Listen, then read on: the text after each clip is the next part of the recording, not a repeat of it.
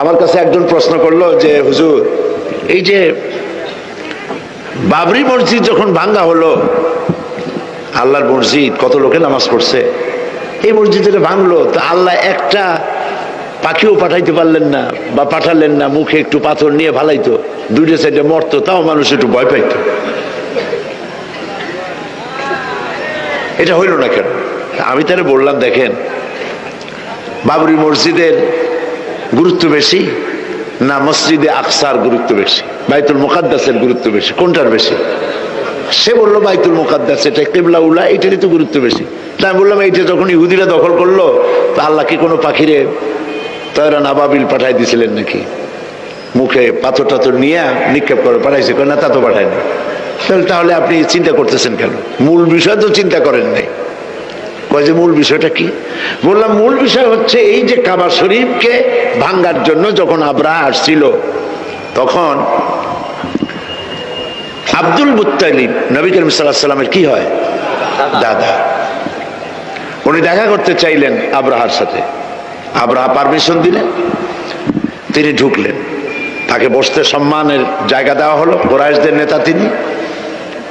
আবরাহা বললেন, বলেন আপনি কি বলবেন?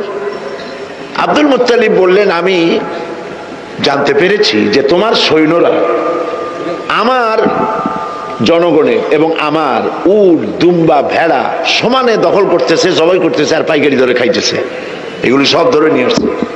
আমি তোমার কাছে এটা বলতে আসছি, তোমার সৈন্যদেরকে বলো আমাদের উট টুট যা ধরছে, ছাগল ভেড়া সব যেন ছাড়িয়ে দেয়।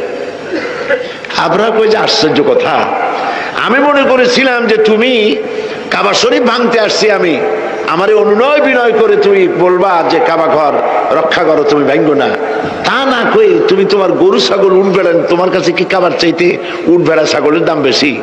আব্দুল মুত্তালিব বললেন যে মোটেই না, ওইটার মূল্য আমাদের কাছে অনেক বেশি, তবে আমি ওইটার মালিক না, আমি উট ছাগল ভেড়ার মালিক, সেইটা আমি ছাড়াই নিতে আসছি, আর ঘরটা যার, আমি ওই ঘর ধরে বলে আসছি, হে ঘরের মালিক, তুমি তোমার ঘর থেকে ঘরকে ঠেকাও। আল্লাহ পাক তখন ঘর ঠেকাই দিছিলেন, কারণ এই ঘর ঠেকাবার মতো কোনো লোক তখন ছিল না। বাইতুল মুকাদ্দাস যখন আক্রান্ত হয়, বাইতুল মুকাদ্দাস যখন ইহুদিরা আক্রমণ করে, তখন এই পৃথিবীতে 70 কোটি মুসলমান ছিল। যেই পৃথিবীতে 70 কোটি মুসলমান বাস করে, সেই মুসলমানেরা যদি তাদের কেবলায় উলা ইহুদিরা দখল করে নেয়, তা ঠেকাবার দায় দায়িত্ব তাদের মধ্যে, সেন্স অফ প্রেস্টিজ যদি ইস্যু না হয়, সর্দি গরমি না হয়, এটা ঠেকাবার দায়িত্ব আল্লাহর নাই।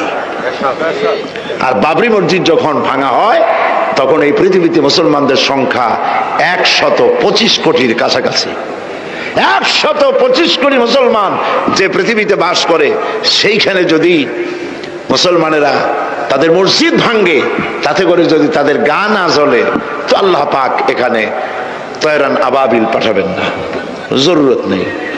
ঠিক আজ অনুরূপ ভাবে ইরাকের উপরে যে হামলা হচ্ছে, পৃথিবীর মুসলমানেরা নিজেদের জমিন ছেড়ে দিচ্ছে, আমার জমিনের উপরে দাঁড়াই আমার বাইরে পিটাও, আমার ভাইকে মারো, হত্যা করো, আমি তোমার বিমান বাহিনীকে, আমি তোমার নৌবাহিনীকে, তোমার ল্যান্ড ফোর্সকে জায়গা করে দিলাম।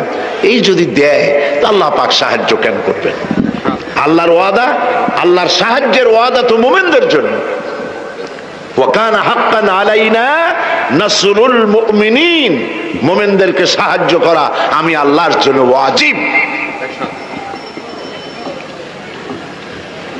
আল্লাহ রাব্বুল আলামিন কোরআনে কারীমের মধ্যে বলেছেন, ওয়ালা তাহিনু ওয়ালা তাহজানু ওয়া আনতুমুল আলাউনা ইন কুনতুম মুমিনিন। কোনো ভয় নাই, কোনো চিন্তা নাই, যদি মুমিন হও আমি আল্লাহ তোমাদেরকে বিজয় দান করব। ইজা ফাতা শার ফাতাল মাশরুত। শর্ত যদি পালন করা না হয়, ওয়াদা পূরণ হবে না। শর্ত হচ্ছে মুমিন হও, আল্লাহ বলছেন আমি সাহায্য করব। আমরা কি মুমিন হইতে পারছি? জবাব চাই, মুমিন হইতে পারছি? নিজের বুকের কাছে হাত দেন, নিজের কলবের কাছে, নফসের কাছে প্রশ্ন করুন। আল্লাহ যে মুসলমান চান, রসুল যে মুসলমান চান, যে কোয়ালিটির, আমি কি সেই কোয়ালিটি, সেই রিকোয়ারমেন্ট আমি কি ফুলফিল করতে পেরেছি? মন থেকে একটা নেগেটিভ জবাব আসবে, মন বলবে না এখনো হইতে পারো নাই। দাড়ি, টুপি, জামা, হজ, নামাজ হয়তো সবই ঠিক আছে, নামাজ পড়তে পড়তে হয়তো কপালে দাগও লেগেছে, কিন্তু মোমেন হওয়ার জন্য যেটা প্রয়োজন ছিল সেটা এখনো হয় নাই। এই জন্য আমি মাঝে মধ্যে দুঃখ করে বলি, মরা মানুষ তো জিন্দা হইতে পারে না, ঠিক কিনা? কিন্তু কোন মরা মানুষ যদি জিন্দা হইতে পারতেন, এমন কোন সিস্টেম যদি থাকতো, আর একজন সাহাবী যদি জিন্দা হতে পারতেন, আর আমাদেরকে যদি দেখতেন, আমাদের আমালগুলি যদি দেখতেন, চিৎকার দিয়ে বলতেন আল্লাহর কসম, মুহাম্মদ সাল্লাল্লাহু আলাইহি ওয়াসাল্লাম রক্ত দিয়ে, সাহাবায়ে কেরাম জীবন দিয়ে যে মুসলমান তৈরি করে গেছিলেন, এরা সেই মুসলমান না। আমাদের ইসলাম শুধু মসজিদের মধ্যে, আমরা যে মুসলমান তার পরিচয় শুধু মসজিদের মধ্যে। মসজিদ থেকে বেরিয়ে যাওয়ার পর আমার আচরণ আর হিন্দুর আচরণ আর খ্রিস্টানের আচরণের মধ্যে, ইহুদির আচরণের মধ্যে কোনো পার্থক্য আছে কি? বরং আমি তো আরো বাড়িয়ে বলবো, এক ধাপ এগিয়ে। এই পৃথিবীতে যদি চ্যালেঞ্জ হয়, কম্পিটিশন হয়, পৃথিবীতে সব থেকে বেশি মিথ্যে কথা কারা বলে? জবাব রূঢ় হলো বাস্তব, জবাবটা হচ্ছে মুসলমানেরাই।